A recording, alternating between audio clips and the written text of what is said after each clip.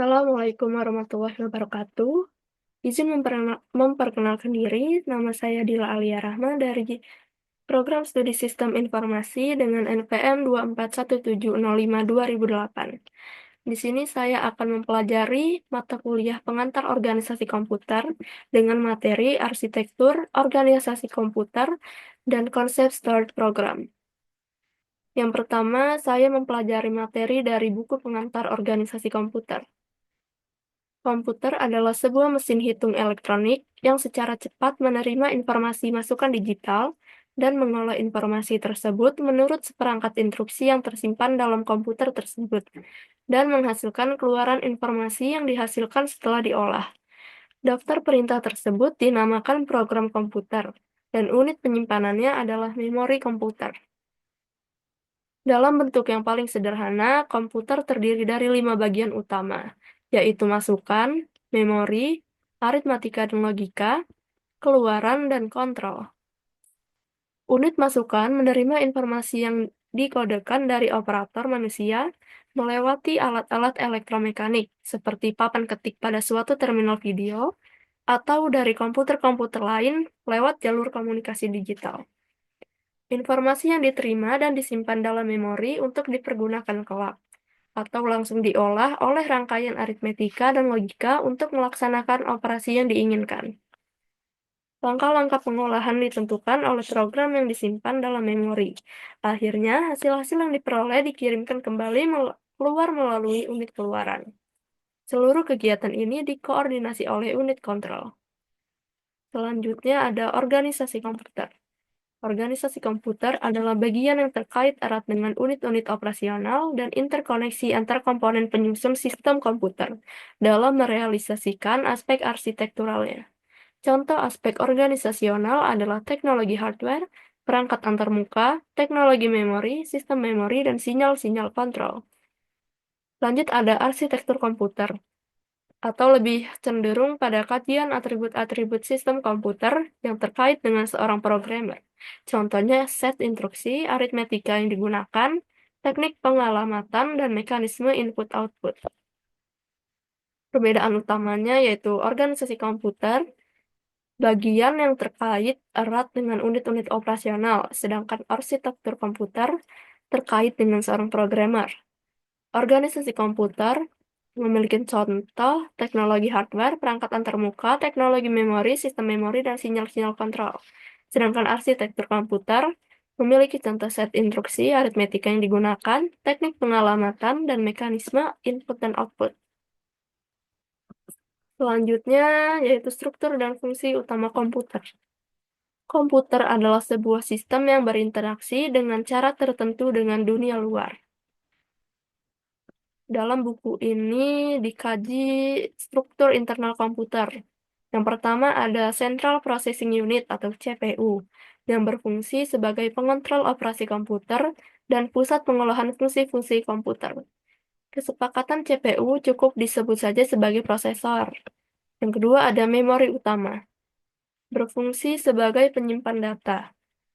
Ketiga ada input-output yang berfungsi memindahkan data ke lingkungan luar atau perangkat lainnya. Yang keempat ada sistem interkoneksi, yang merupakan sistem yang menghubungkan CPU, memori utama, dan input-output. Berikut adalah gambar dari struktur dasar komputer.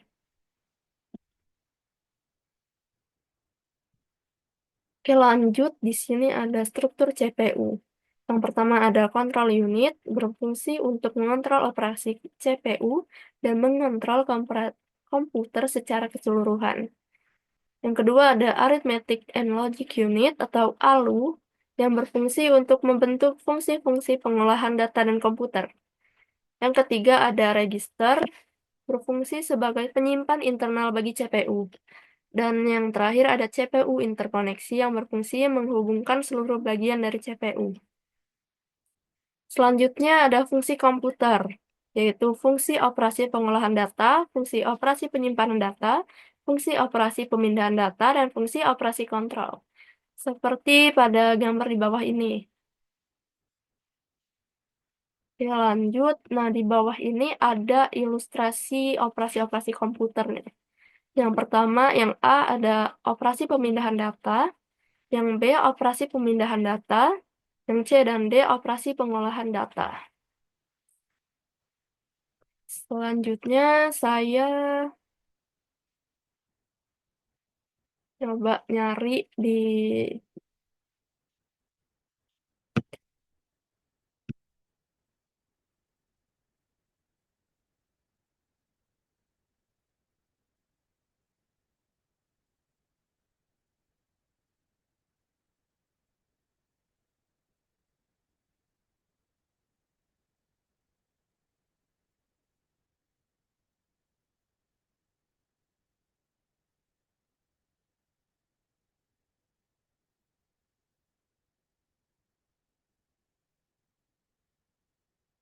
Oke, selanjutnya saya mencoba nyari di Google tentang pengertian konsep start program.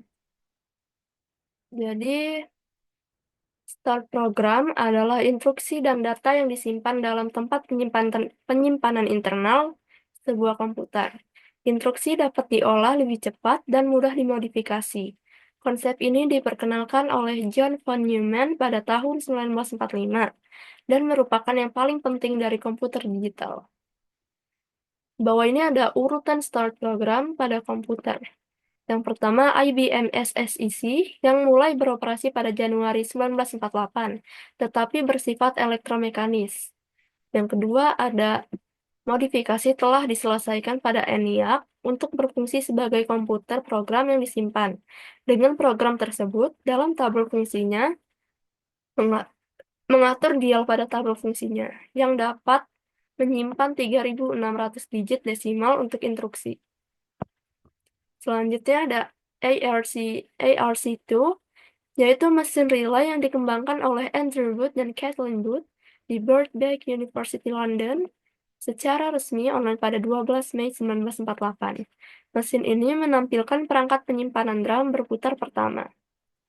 Selanjutnya ada komputer elektronik penuh perkembangan berhasil menjalankan program tersimpan pada 21 Juni 1948.